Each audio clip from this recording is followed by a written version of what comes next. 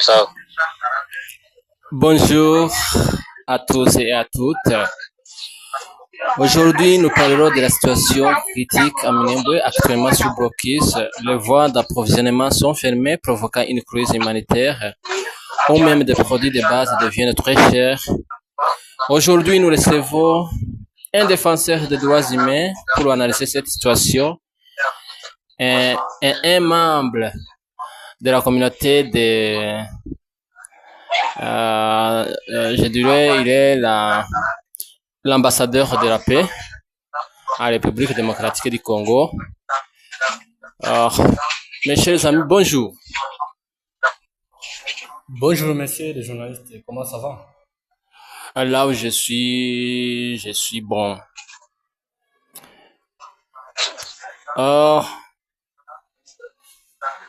Ambassadeur de la paix, tu m'entends? oui, je t'entends, monsieur. Comment vas-tu? Moi, je vais bien. Ok, merci, c'est bon. Pouvez-vous vous présenter à notre audience? Ok, non, merci beaucoup pour me faire cette occasion encore de venir ici pour causer en ce qui concerne qui se trouve chez nous. Mes noms c'est Béni Freddy Chimana. Actuellement, je suis à Bukavu.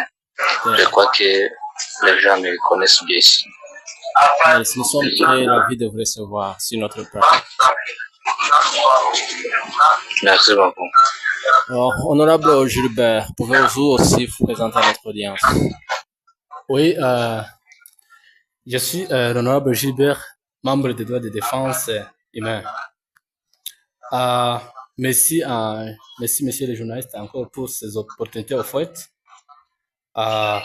Merci de nous avoir fait cette opportunité, messieurs les journalistes. Ok. Sans toutefois tarder, nous pouvons débuter notre interview. Nous pouvons débuter sans problème, messieurs les journalistes. Nous sommes prêts. Chimimana, vous nous entendez?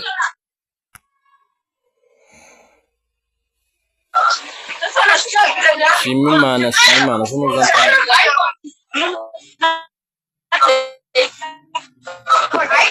Bon, vous allez m'excuser, là où je suis, vraiment, je dirais que c'est un endroit qui n'est pas du tout calme. Hein. Vous savez, vous-même, vous savez là où nous sommes. Hein. Mais nous avons fiers d'y être. Ok. Nous avons fiers d'y être. C'est parce que c'est chez nous. Malgré les désordres, mais ce que nous sommes en train de combattre, hein, tout ira bien dans des jours à venir. Yeah. C'est pourquoi nous sommes tellement contents d'être ici pour parler quelques mots concernant la situation qui se déroule chez nous. Ok, nous sommes prêts. Ok. Pouvez-vous nous décrire la situation actuelle à Minembwe telle que vous la percevez sur le terrain? Ok, merci beaucoup, monsieur le journaliste, pour cette occasion encore que vous nous faites. La situation actuelle, je crois que le Congo est trop vaste, mais nous nous focalisons à ce qui concerne ce qui se passe chez nous. Chez nous, quand on parle chez nous, les gens qui ne le connaissent pas, chez nous c'est à Minembwe. Bien sûr, c'est de l'est de la République démocratique du Congo, l'endroit qu'on appelle Minembwe. Là où il y a des problèmes vraiment qu'on dirait qui durent de longtemps, il y a 9 ans, depuis que la communauté Banyamulenge a subi des injustices exagérées, des problèmes que je dirais que les autres n'ont jamais eu dans ce monde. Et aux yeux de tout le monde, au silence absolu du monde, il y a 9 ans. Il y a 9 ans. Mais aujourd'hui, nous glorifions l'Éternel qui continue à nous montrer que peut-être il y a l'espoir que demain ou après-demain, ça ira bien. La façon dont la situation se déroule pour aujourd'hui, parce que là, à Minembwe, la situation, tu peux avoir une situation aujourd'hui vraiment, mais demain aussi, les choses vont changer automatiquement parce que là, ça change de temps à temps. Mais nous glorifions l'Éternel hier, après avoir beaucoup pleuré, demandé à l'opinion internationale de faire quelque chose. Quand nous parlons les choses qui se déroulent là, je crois que le fils et filles de Minembwe savent bel et bien ce que c'est fait là. C'était la fois passée, monsieur le journaliste, où les gens se sont dit que non, trop c'est trop. Il faut qu'on fasse une manifestation pacifique. Vous l'avez vu la fois passée à Washington DC, à Nairobi, les gens ont essayé de dire de dire au monde ce qui se passe chez nous, parce que c'était chaotique. Mais Dieu, donc, nous commençons à avoir des réactions, même si on n'avait pas l'espoir. Nous avons l'espoir, ce n'est qu'à deux sources, soit deux chemins qui pourraient nous faire la paix et la stabilité. C'est nous défendre ce qu'il faut, le jeune là qu'on appelle les Tirguanero, et il faut la défense. Et le deuxième chemin, c'est notre Dieu par le monde est injuste. Mais hier, c'était le 30 avril 2026, bien sûr, nous avons vu un petit geste vraiment qui a touché au cœur de tout le monde. Nous avons les humanitaires qui étaient arrivés à Minembwe. Vraiment, même si ça ne suffit pas, même si c'est avec un grand retard, mais quand même, nous remercions ces gens-là qui se sont dit non, cette fois-ci, il faut qu'on arrive là, qu'on puisse voir ce qui se passe là, si on n'exagère pas. Ils ont apporté un soutien, même si nous ne savons pas que c'est quoi et quoi. Je crois que oui, ce sont des soins médicaux. Bonjour, monsieur. Des soins médicaux, d'aliments, des produits là de base. Mais nous le glorifions l'Éternel qui a accepté à ce que ce petit geste soit fait. Vraiment là, jusqu'ici. Mais sur les lignes de front, comme d'habitude, nos ennemis continuent à circuler, même pour le faire tomber. Mais le défenseur de la communauté, mais aussi les libérateurs, ils sont là, ils sont prêts, ils font leur travail comme à l'accoutumée. Mais c'est comme ça que ça s'est fait. Mais pour aujourd'hui, nous glorifions l'Éternel qui continue à nous montrer qu'il y a espoir. Merci. Je vous remercie, monsieur, pour votre réaction. Monsieur Gilbert, vous m'entendez? Oui, je vous attends, monsieur le journaliste. Quelles sont les principales causes de ces blocus et qui en sont les acteurs impliqués? Je dirais que la cause profonde de ces blocus, je vais le mentionner clairement. Je dirais qu'il s'agit de la nettoyage des groupes ethniques Banyamulenge. Je dirais qu'il s'agit d'une stratégie génocidaire, mon frère et ami. Comme nous observons nous tous, voir la population encerclée de la sorte, ils n'ont plus accès au marché, ils n'ont plus accès aux soins médicaux. Ils sont déprivés de tout. Les routes qui menaient vers Minembwe sont barricadées. Je dirais que la population en souffre tellement fort. Lorsque nous observons tous ces blocus, je dirais que c'est un massacre bien planifié. Et je vais vous faire savoir qu'en 2026, la région est devenue le théâtre de nouveaux massacres et de bombardements attribués aussi à une coalition de forces armées FARDC et de milices locales, qui sont souvent appelées des Wazalendo. Ils ont ce n'est que changé l'appellation. Ils étaient des Maïmaï comme nous tous nous le savons. Mais l'armée congolaise a voulu, je dirais, adoucir des choses. Ils ont changé, ce n'est que l'appellation. Ils sont, actuellement, on les appelle des Wazalendo, mais ils sont des rebelles, comme nous le savons. L'armée congolaise a donné des fusils aux civils sans formation. Je dirais que tout ce qu'il faut, avec tous ces blocs, je dirais qu'ils visent le nettoyage des groupes ethniques Banyamulenge et les Tutsis en général. Je vous remercie. Quelle action urgente devrait être prise pour mettre fin à ces blocus, monsieur Chimimana?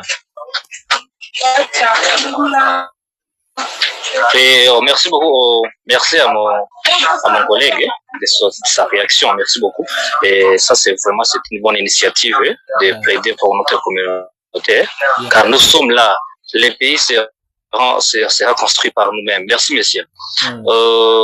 Mais ce que je peux dire là, comme nous le disons chaque jour, et nous ne cesserons jamais de le dire, la seule solution urgente, parce que nous, la guerre, c'est pas une option qu'on peut choisir.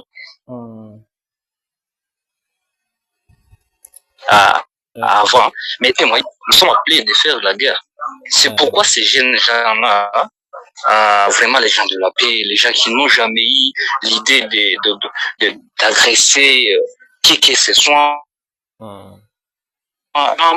et même, je te dis, monsieur, ils sont vraiment, ils peuvent témoigner qu'en aucun jour où les Banyamulenge ont tenté de menacer l'autre communauté. Mais parce qu'ils ont fait la guerre, ils ont imposé la guerre à l'aide de notre gouvernement qui nous que nous sommes pas des Congolais, nous devons mourir comme des moutons là, à l'abattoir. La seule solution, c'est la guerre. C'est nous défendre jusqu'à ce que notre gouvernement prendra être au milieu de nous et d'autres communautés là qui nous ont face. C'est ce qu'il faut, le Twirwaneho là. C'est ces gens-là qu'ils appellent les bandits. Ils ne savent pas comment le Twirwaneho a commencé. Mais avant, nous sommes demandeurs de la paix. Nous avons tout fait. Donc, toute la patience qui peut exister. Nous avons patienté, nous avons montré que nous ne voulons pas agresser qui que ce soit. Mais comme ils n'ont pas compris, nous avons vu que le programme, c'est nous exterminer. Et ceux qui vont rester, aller chez eux, au Rwanda, comme ils le disent, les ignorants. Ils ignorent ça. Mais aussi, je touche à ces gens-là, notre communauté, le Banyamulenge, les peu là, même s'ils sont une goutte dans l'océan, qui s'appelle la Kagara, qui continue à nuer, à refuser, à contredire tout ce que nous disons chaque jour. Et je peux leur dire que leur justice, ils le verront ici sur terre. Même s'il y aura aussi la justice divine, mais leur nous, il y a les gens qui sont sur terre, il faut leur travail et nous les remercions beaucoup. Mais nous autres aussi qui sont un peu très loin, nous devons parler, mais avec des saïras. Nous défendons. Oui. Merci pour votre réaction. Quel message souhaitez-vous adresser aux autorités et à la communauté internationale, Monsieur Nshimimana? Ok, comme nous disons chaque jour, le seul message à l'opinion internationale, mais aussi à notre gouvernement. Il n'a jamais tard pour réagir. Même si, malgré tous ces problèmes, malgré ces affrontements, notre gouvernement peut encore faire mieux. Et encore faire mieux, malgré ces défaillances. Il n'est jamais tard pour mieux faire. Ils peuvent, Monsieur le Président, notre Président peut se mettre debout et utiliser la force que Dieu lui offre de faire cesser et dire non, d'amener encore la paix, mais aussi l'opinion internationale. Vraiment, la communauté internationale a la force. Personne ne peut s'opposer à la communauté internationale. Si la communauté internationale veut à ce que le problème se termine, n'importe où, personne ne peut s'imposer. Mais nous leur appelons chaque jour d'utiliser cette force pour stopper et faire amener la paix n'importe où par tout le monde. Mais au contraire, messieurs, nous voyons d'ici de là, c'est ces gens-là que nous appelons la communauté internationale qui sèment le désordre, messieurs. C'est pourquoi dans ce monde, il faut se défendre. Souvent, moi, j'entends pas la paix ou bien la solution durable à ces gens-là qu'on appelle la communauté internationale. Mais comme ils sont fait la police du monde, oui, nous espérons et nous leur appelons vraiment d'imposer l'ordre, d'amener la paix, de faire la justice équitable pour tous, sans toutefois être injuste à cause des intérêts. C'est comme ça. Merci. Et vous aussi, quel message souhaitez-vous adresser à la communauté? Monsieur le journaliste, vous pouvez répondre à la question parce qu'ici, les conditions climatiques changent. Il pleut abondamment ici en Ituri. Vous pouvez répondre à la question, monsieur le journaliste. La question est celle-ci. Quel message souhaitez-vous adresser à la communauté internationale et à la communauté internationale? Mon dernier message que je peux lancer à la communauté internationale, je vais vous faire savoir que la communauté internationale, monsieur le journaliste, a le devoir moral et juridique d'agir pour sauver des vies et de restaurer la dignité humaine à Minembwe. Entre guillemets, monsieur le journaliste, si vous me permettez, il y a un truc que j'aimerais lancer à tous les Congolais. Il y a un adage qui dit qu'un peuple qui ne réclame rien finit par ne rien avoir. Lèvons-nous, les Congolais, lèvons-nous pour exposer à toutes ces difficultés, à toutes ces violences faites aux Congolais. Je vais dire aussi, il faut qu'il y ait aussi des traits de troupes burundaises qui sont à l'origine de ces bombardements de drones faits à Minembwe. Il faut qu'il y ait la mise en place des mécanismes de surveillance des droits humains par des observateurs indépendants.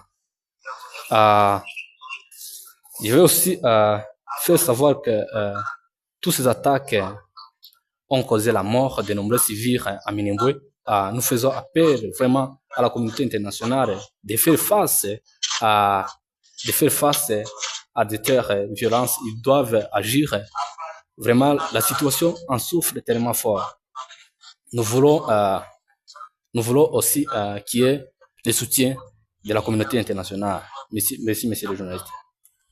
Merci, nous sommes presque à la fin. Dernier message à notre audience. Béni Chimena. Ok, comme tu m'accordes cette occasion encore, je vais dire encore concernant nos frères qui contribuent ce que nous parlons chaque jour. Mais aussi, j'aimerais à ce que mon frère aussi puisse dire concernant ces gens. Et souvent là, moi, j'imagine que sera la fin, que sera vraiment la suite de ces gens-là.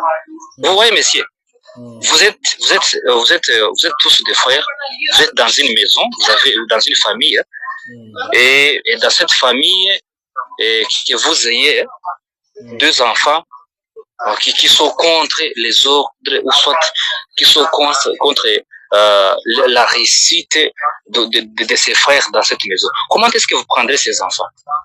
Donc, ils sont les contre-succès de leurs frères. Ces gens-là qu'on appelle la Kagara, ce n'est pas nous qui les avaient appelés ces gens, ce sont eux. Chaque jour, n'est-ce pas, quand on cause, je sais que tu t'en souviens, quand tu suis ces gens tous ces gens-là qui nous suivent, ils savent que je ne peux pas laisser à parler concernant ces gens. Parce que ce sont eux qui disent à la communauté internationale que nous n'avons pas aucun problème. Au contraire, c'est nous qui avons offensé, qui avons fait la guerre à notre gouvernement. Et c'est la cause, c'est ça qui a causé à ce que le gouvernement puisse un peu nous combattre. Est-ce que c'est vrai? Est-ce que là c'est vrai? Nous pouvons leur dire de cesser vraiment, parce qu'ils nous touchent dans de plaies soignantes. Moi qui te parle ici, en 2019, toi-même, tu connais. En 2019, j'ai perdu mon petit frère, très gentil, innocent, à Matanganika. Et ils étaient nombreux. Ils ont été tués par nos communautés voisines. Il a été mal tué. Est-ce que c'est le Rwanda qui l'a fait tuer? Non. Il faut savoir que nous avons un problème majeur, nous avons un problème sérieux, il y a un génocide, mais c'est nos frères qui partent là sur les réseaux sociaux pour nous contredire. Je peux demander ceci à toute la jeunesse banyamulenge. Les gens là qui ne sont pas corrompus, qui ne mangent pas grâce au sang de ce frère. Lèvons-nous tous, dénonçons le mal, avertissons ces gens-là. Il faut leur dire que c'est trop, c'est trop. Si nécessaires, nous allons les faire aussi une guerre si c'est médiatique, ou bien ils auront leur sort ici sur cette terre. Moi, je suis prêt et je n'aime pas peur de le dire, monsieur. Oui. C'est très ridicule, monsieur. Voir toute la douleur qu'on a, et puis quelqu'un se met là parce qu'on a fait l'argent, mais il commence à nier ça, il commence à refuser ça, à me contredire. Je peux leur dire de cesser immédiatement ce qu'ils sont en train de faire, parce qu'ils sont sur une liste, ils auront leur sort. Merci. Mon intervention à ce propos, je vais intervenir à la question posée à mon frère. Je dirais que monsieur le journaliste, ce genre d'attitude se manifeste souvent en politique. Je dirais que ces gens-là appelés des Kagara, j'ai souvent l'habitude de voir, vu la façon dont ils se comportent, je dirais qu'ils sont décorrompus. Ils sont décorrompus. La situation que vive la communauté Banyamulenge, je dirais que aussi la communauté internationale le savent. Parce que ces problèmes de discrimination, ces problèmes datent de longtemps. Je vous fais un exemple. C'est au Congo, c'est le premier pays où j'ai entendu voir un soldat, un colonel, tiré de son voiture, être assassiné de la sorte, être découpé. Vraiment, je dirais que même la communauté internationale le savent, les Banyamulenge souffrent des années et des années. C'est pas seulement dans cette année-ci, 2026, mais ces problèmes datent de longtemps, depuis longtemps. Depuis 1960, je dirais que la communauté Banyamulenge, ou soit les Tutsis en général, ils n'ont jamais connu d'indépendance.